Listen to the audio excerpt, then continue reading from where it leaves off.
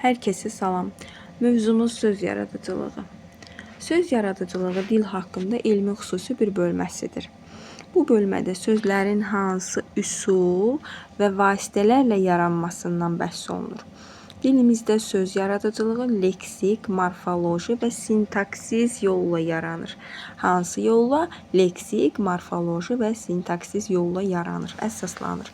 Sadə sözlər leksik yolla, düzəltmə sözlər morfoloji, mürəkkəb sözlər isə sintaksis yolla yaranır. Bax, bu qayda bizə nitq hissələrini keçəndə də lazım olacaq. Sual verəcək ki, hansı sözlər morfoloji yolla yaranmışdır? Onda biz bilməliyik ki, morfoloji yolla yaranan sözlər şəkilçilər qoşulmuş olan sözlərdir ki, şəkilçi vasitəsilə yaranan sözlərə biz morfoloji yol deyəcəyik.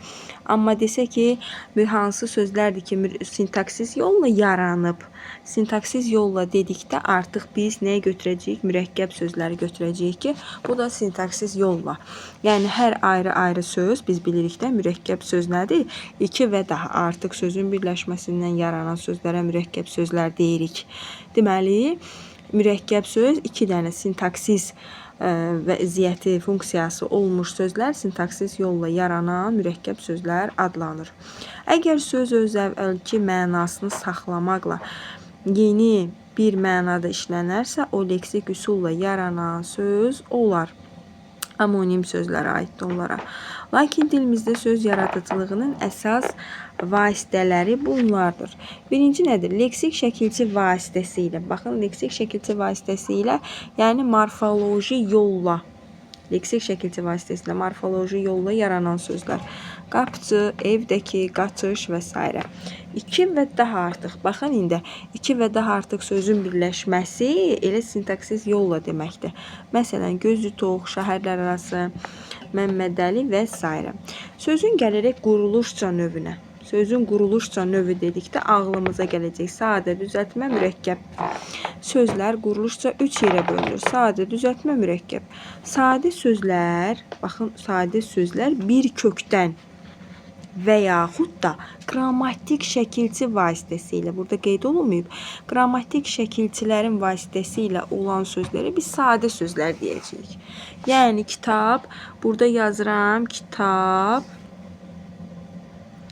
kitablar. Baxın, uşaqlar, bu özü də sadə sözün olsun ki, burada şəkilçi var. Amma qrammatik şəkilçidə formanı dəyişib. Biz buna sadə söz deyəcəyik. Yəni, bir kökdən ibarət olan və yaxud da qrammatik şəkilçi olan, tərkibində qrammatik şəkilçi olan sözlərə biz sadə sözlər deyəcəyik. Düzəltmə sözlərə gəlib baxaq. Düzəltmə sözlər köklərə leksik, şəkilçi hər zaman, hər şəkilçi qoşulan yox. Leksik, yəni söz düzəltici şəkilçi qoşulursa biz ona düzəltmə söz deyəcəyik. Məsələn, duzlu. Duz ismindən duzlu sifəti yaranmışdır. Yeni mənalı söz düzəltdi. Ona görə də biz buna leksik şəkilçi vasitəsilə düzəldi. Biz ona düzəltmə söz dedik. Armud ismindən armudu sifəti yarandı. Ona görə də biz buna düzəltmə söz deyəcəyik.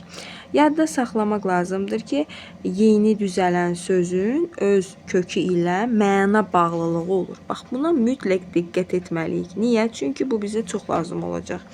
Çünki bəzən uşaqlar şəkilçi kimi görsənir. Məsələn, baxın, bura yazıram. Dağıntı. Dağıntı. Burada uşaqlar, müəllim, ın var, tı var, ıntı şəkilçisi məsələn var, dağ, dağıntı. Müəllim, bu söz düzəltmədir deyirlər. Xeyr, uşaqlar, bu düzəltmə deyil. Niyə? Çünki dağ ismindən dağıntı yarana bilməz. Məyər dağıntı olması üçün dağ lazımdır? Dağdan necə dağıntı düzələ bilər? Bu ola bilməz. Bu sadə söz olaraq bir kökdən ibarətdir. Aydındır. Yəni, bunu xatırlatmaq istədim ki, siz biləsiniz ki, hər zaman şəkilçi kimi görmüş olsanız, o dəqiqə onu kök şəkilçiyə ayırmağa çalışmayın. Siz orada məna uyğunluğuna baxın. Görəcəksiniz ki, orada məna uyğunluğu yoxdursa, onu biz sadə söz kimi götürəcəyik. Əgər bu yoxdursa, yəni məna uyğunluğu onda həmin söz düzəltmə söz deyil. Uşaqlar, düzəltmə söz deməyəcəyik day biz ona. Deyəcəyik sadə söz. Məsələn, yazdırmaq sözündə dır leksik şəkilçi olduğu halda qaldırmaq sözündə bu məna bağlılığı yoxdur. Yəni ki, bu sözdədir ünsürünü ayırmaq mümkün olmur. İndi baxaq bu qaldırmaq sözü niyə sadə söz sayılır? Uşaqlar, qalmaq... Yox, bunu səhv yazdım. Deməli, baxın, yazıram. Qaldırmaq. Baxın, uşaqlar, qaldırmaq sözü qal, baxın mənaya baxın da burada siz. Şəkilçi kimi görməyin, sözün mənasını fikir verin. Qal sözü nədir? Qal, otur, yerdə qal. Amma qaldır nədir? Qaldırmaq da onu götürmək. Düzdür, gördünüz bir-birinin əksi yaranda. Ona görə də qaldırmaq sözündə deməlidir, leksik şəkilçi olmayacaq. Elə sözün kökü qaldır olacaq. Maq isə burada məstər şəkilçisidir və qrammatik şəkilçisidir. Yəni, sadə söz kimi götürülür. Amma ki, hansı söz verilmişdir? Yazdırmaq sözünün.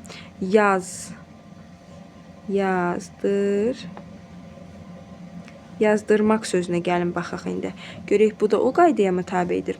Yaz sözü var da, yaz. Bir də ki, yazmaq, daha doğrusu yazmaq feili. İndi yaz ismi kimi demirəm.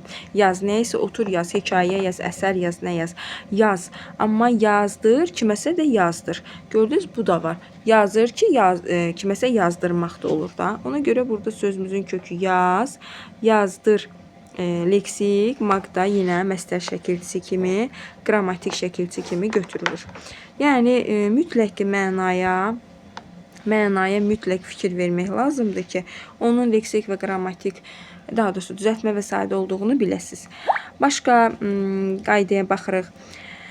Deməli, bu sözdə dır ünsürünü ayırmaq mümkün olmur. Hansı sözdə? Qaldırmaq sözündə. Bu baxımından dağıntıdır, dinləməkdir. Ağlamaq sözləri sadədir. Çünki bu sözlərin dağ, din, ağ sözlərinin heç bir bağlılığı yoxdur. Bəli, uşaqlar. Baxın, indi dinləmək sözünə baxaq. Dinləmək. Uşaqlar deyir ki, müəllim, sözün kökü din, dinlə, dinləmək. Xeyr, ola bilməz uşaqlar. Heç cür mümkün deyil ki, dinləmək sözünün kökü din olsun. Din ayrıdır, amma din nə deməkdir? Danış. Amma dinlə nədir? Qulaq as. Gördünüz, onlar bir-birinin əksinə olandı. Ona görə dinləmək sözü elə, dinləmək sözün kökü elə dinlə feilidir. Dinlə, nəyi? Dinlə. Maqdəki məstər şəkilçisi qrammatik şəkilçidir. Aha. İndi baxaq qaydamızın davamına. Yəni bu ağlamaq sözüdür. Ağ sözündən ağlamaq yaranmaz ki, yəni mənaya mütləq fikir verin ki, siz onları sadə və düzəltmə olduğunu tanıyasınız. Qeydimizə baxaq. Bir sözdə leksik və qrammatik şəkilçi olub olmadığını şəkilçiləri əzbərləməklə yadda saxlamaq olduqca uğursuz ola bilər. Balıqçılıqdandır. Baxın uşaqlar, balıqçılıqdandır sözünün üzərində müqayisə edək. Kök balıqdır. Balıq dedikdə təsəvvürümüzə suda yaşayan bir canlı gəlir. Balıqçı dedikdə isə artıq ağlımıza həmin canlı yox, insan əmələ gəlir. İnsan, yəni təsəvvürümüzə bir insan təsəvvürü yaranır. Ancaq bu insanın o canlı ilə bağlılığı vacibdir. Balıqçılıq dediksə ağlımıza gələn hər hansı bir peşədir. Peşə.